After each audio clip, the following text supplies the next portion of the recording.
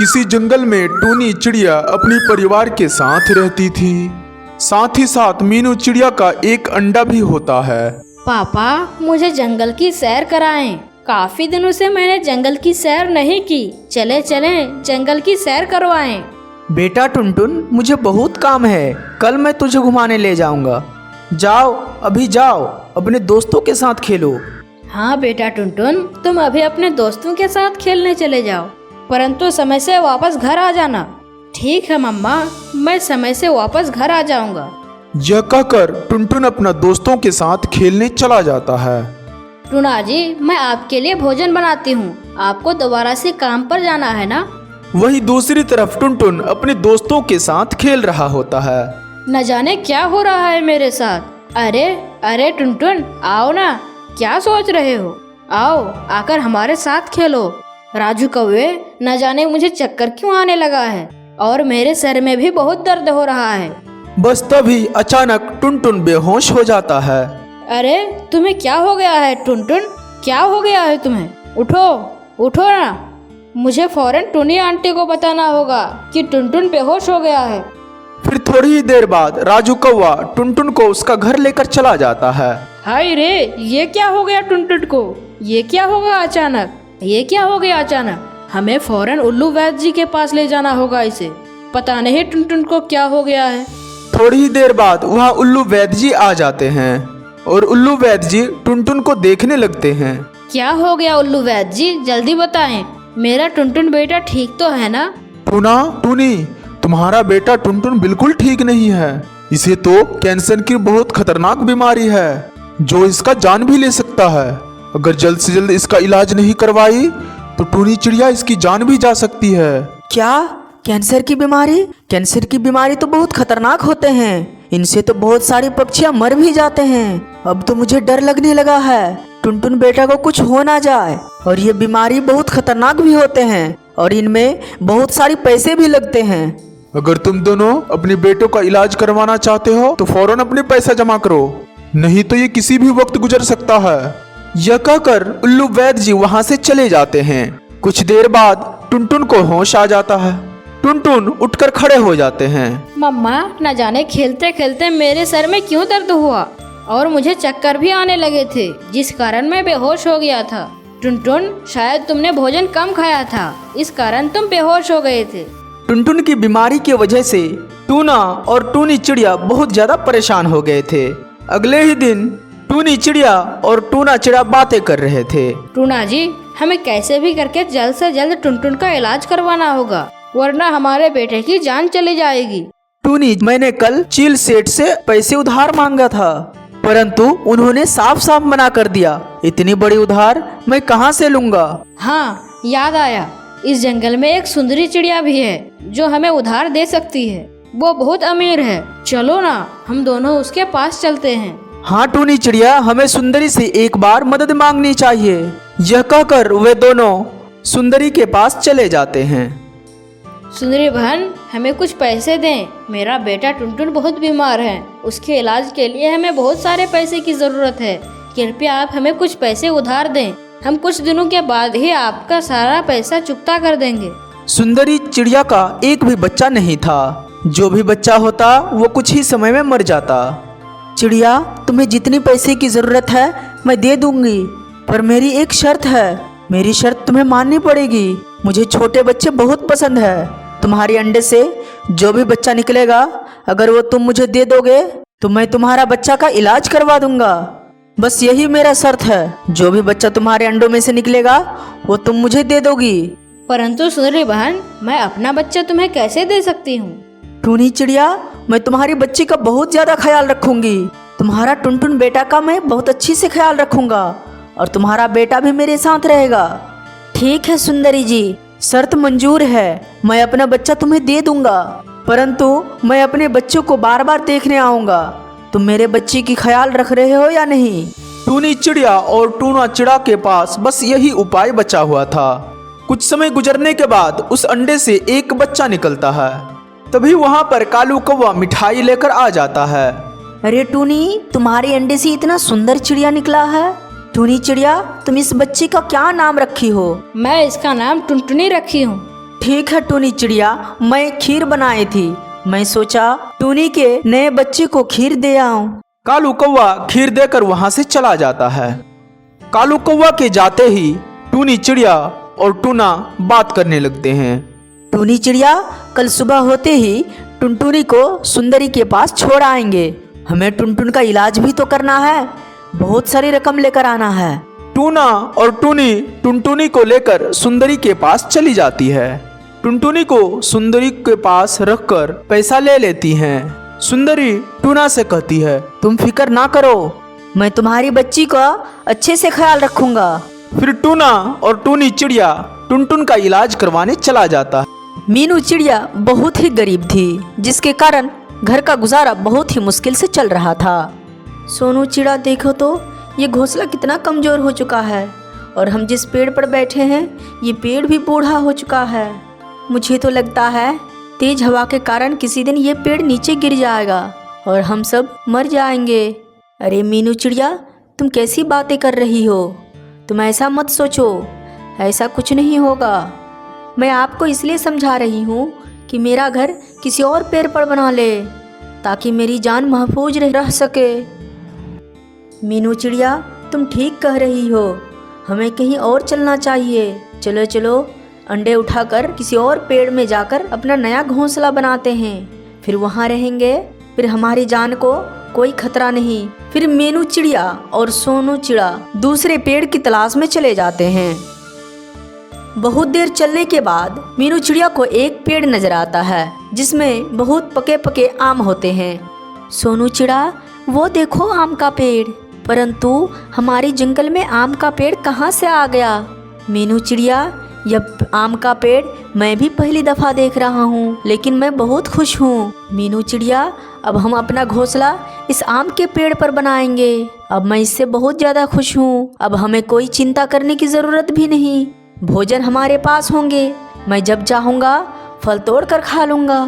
अरे सोनू चिड़ा, फिर भी हमारा समस्या हल कैसे होगा? मीनू चिड़िया, यह आम का पेड़ अपने आप ही लगकर बड़ा हो गया है। कोई भी पक्षी इस आम के पेड़ के बारे में नहीं जानता, इसीलिए मैं इस आम का पेड़ को अपना बनाकर फ़ायदा उठाऊंगा। इससे हम इसका आम बेच कर बहुत अमीर हो जाएंगे। और अगर कोई पक्षी पूछा कि ये पेड़ कहाँ से आया, तो कह देना ये पेड़ तुमने लगाया था। नहीं सोनू चिड़ी, झूठ बोलकर कोई भी काम अच्छा नहीं होता, और एक ना एक दिन सच सामने आ ही जाता है। मीनू चिड़िया, झूठ बोलने के अलावा हमारे पास कोई उपाय नहीं है। सोनू चिड़ी, मुझे पता है ये पेड़ किसी और का नहीं, उल्लू सेठ का होगा, इसीलिए हम कहते हैं इस आम का पेड़ को खरीद लेते हैं। मेरे पास जो हार है, यह हार उल्लू सेठ को देकर यह आम का पेड़ खरीद लेते हैं। मीनू चिड़िया, तुम देखना, जब हम अमीर हो जाएंगे तुम्हें इससे भी महंगी हार दिलाऊंगा। कुछ देर में वे दोनों उल्लू सेठ को बुलाते हैं और वे अपने हार देकर आम का पेड़ खरीद लेते हैं। उसके अगले ही दिन मीनू चिड़िया और सोनू चिड़ा उस आम के पेड़ पर अपना घोंसला बना लेते हैं। वहीं दूसरी तरफ कालू कौवा का नजर उस आम के पेड़ पर था। कालू कौवा उस आम के पेड़ पर बुरी नजर डाल रहा था। कालू कौवा की पत्नी गोरी कौवी कहती है, कालू जी, क्या हुआ आपको? आप इतने उदास क्यों हैं? चले ना, आप जाएं और उस आम के पेड़ पर एक घोंसला बनाएं, नहीं तो कोई दूसरा पक्षी आकर उस आम के पेड़ पर कब्जा कर लेगा।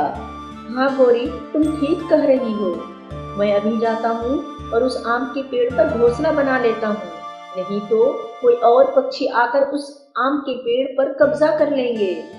फिर कालू कौवा उस आम के पेड़ की तरफ चला जाता है। वहां जाकर मीनू चिड़िया और सोनू चिड़ा को देखकर बहुत ही ज्यादा गुस्सा हो जाता है। मीनू चिड़िया, तुम बहुत चालाक हो, इस आम के पेड़ पर मेरी नजर थी और तुमने इस आम के पेड़ पर कब्जा कर लिया।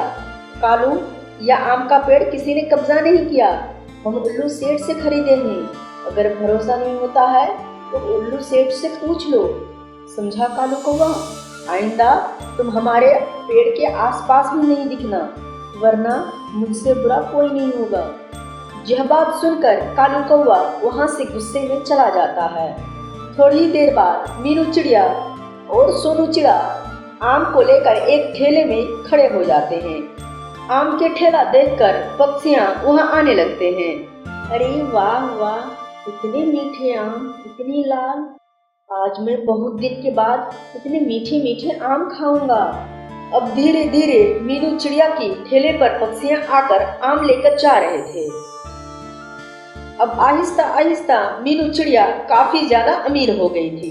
सोनू चिड़ा कहता है, मीनू चिड़िया, मैंने कहा था ना, जब हम अमीर हो जाएंगे तुम्हें एक महंगी सोने का हार दिलाएंगे। अब चलो, मैं तुम्हें एक हार दिलाती हूँ। वे दोनों सोने का हार लेने के लिए बाजार की तरफ रवाना हो जाते हैं। बाजार जाकर कुछ ही देर में सोनू चिड़ा और मीनू चिड़िया सोने की हार लेकर घर वापस आ जाते हैं। देखा मीनू चिड़ा, मैंने जो कहा था वही हुआ। मैंने कहा था ना, तुम्हें मैं महंगी हार दिलाऊंगी, और ये लो तुम्हारी हार। आज मेरी सपना पूरी हो गई है। दूसरी तरफ मीनू चिड़िया और सोनू चिड़ा का सफलता देखकर कालू कौवा बहुत ज्यादा जलता था। कालू, अगर आज हम आम के पेड़ पर कब्जा कर लेते तो आज मीनू चिड़िया की जगह आज हम अमीर होते। हाँ हाँ गोरी कौवी, हाँ तुम ठीक कह रही हो। अगर आज हम वो पेड़ ले लेते तो आज हम अमीर होते। हमें मीनू चिड़िया से बदला जरूर लेना है। उसने हमारा अरमानों को जो तोड़ा है। हाँ हाँ, हम दोनों मिलकर उसके सारे अरमानों को तोड़ देंगे और हाँ, उसे फिर से गरीब कर देंगे। गोरी, अब तुम देखो मैं क्या करता हूँ। मैं मीनू चिड़िया को बर्बाद कर दूंगा। कालू कौवा सभी पक्षियों को जमा करते हैं और कहते हैं, पक्षियों, तुम सबकी जान खतरे में है। मैं जो कहूँगा तुम लोग अगर नहीं माने तो तुम्हारी जान भी जा सकती है। क्या मतलब कालू कौवा, हमारी जान कैसे खतरे में है? मीनू चिड़िया जो आम बेच रहे हैं, रसीले और मीठे, वो असल में जहरीला है। हमारा भाई उस आम को खा खा कर मर गए हैं। अब तुम लोग की बारी है, तुम लोग सुधर जाओ। अगर उसकी रसीले आम देखकर खाई फिर एक दिन मर जाओगे। अरे रे, ये क्या कह रहे हो कालू कौवा? अब तो हम लोग मीनू चिड़िया की जहरीले आम कभी नहीं खाऊंगी। पक्षियों, मीनू चिड़िया आम को बढ़ाने के लिए उस आम के पेड़ की जड़ों में जहरीला दवाई डाल रहे हैं, इसीलिए उस पेड़ के सारे आम जहरीले हो गए हैं। अच्छा हुआ कालू कौवा, आपने हमें ये सब बात बता दिया, वरना हमारे साथ क्या हो जाता। कालू कौवा जंगलों में घूम घूम कर झूठ बोलते हैं और झूठ बोलकर मीनू चिड़िया का धंधा खराब कर देते हैं। उनके ठेले पर एक भी पक्षी नहीं आते हैं। ये क्या हो गया है सोनू चिड़ी? आज 2 दिन हो गए हमारे ठेले में कोई आम खरीदने नहीं आए। न जाने पक्षियों को अचानक क्या हो गया है। तभी अचानक वहाँ पर एक तोता आ जाता है। मीनू चिड़िया, तुम ये क्या बेच रही हो और क्यों बेच रही हो? अब तुम्हारे ये जहरीले आम कोई नहीं खरीदेगा, क्योंकि तुम्हारी सच्चाई कालू कौवा ने सभी पक्षियों को बता दिया है कि तुम लालच के चक्कर में आम के जड़ों में जहरीले दवाई डाल रहे हो। इस कारण तुम्हारे पेड़ के सारे आम जहरीले हो गए हैं। तोता, ये झूठ है, तुम मेरी बात तो सुनो, ये तुम्हें किसी ने गलत बताया है, ये सच नहीं है। तोता मीनू चिड़िया का कोई भी बात नहीं सुनता और तोता वहाँ से चला जाता है। कई महीने गुजरने के बाद मीनू चिड़िया का परिवार फिर से गरीब हो जाता है। तभी वहाँ पर कालू कौवा आ जाता है। मीनू चिड़िया, यह आम का पेड़ तुम मुझे बेच दो, वरना इस तरह से तुम्हारा नुकसान होता रहेगा, क्योंकि अब तुमसे कोई भी पक्षी आम खरीदने वाला नहीं है।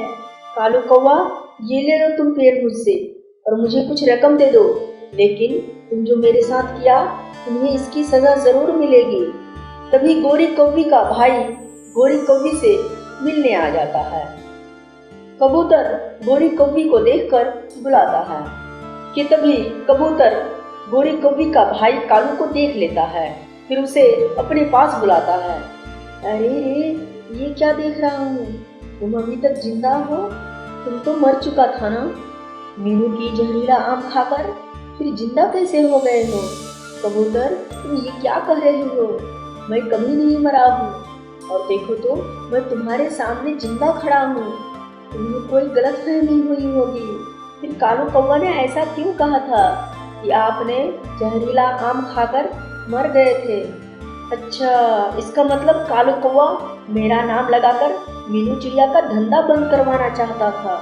कबूतर, इस समय कालू कौवा कहाँ होगा? मुझे जल्दी बताओ। कालू कौवा तो इस समय अभी आम के पेड़ के पास होगा। जाओ, जाकर मिल लो उससे। ठीक है, मैं तो जा रहा हूँ, पर तुम सभी पक्षियों को बता दो कि वह आम जहरीला नहीं था। उन्होंने गोरी कौवी का भाई का नाम लगाकर मीनू चिड़िया को बर्बाद करना चाह रहा था, और ना ही मैं उनका आम खाकर मरा हूँ। गोरी कौवी का भाई गुस्से में कालू कौवा के पास चला जाता है। रुक जाओ मीनू चिड़िया, तुम अपने आम का पेड़ इतने सस्ते दामों में इस कालू कौवा को नहीं बेचो। अब सच्चाई मेरे सामने आ गए हैं। फिर गोरी कौवी का भाई कालू कौवा को पकड़कर ले जाता है और उसे खूब धुलाई करता है। कालू कौवा को उसके किए का सजा मिल जाता है।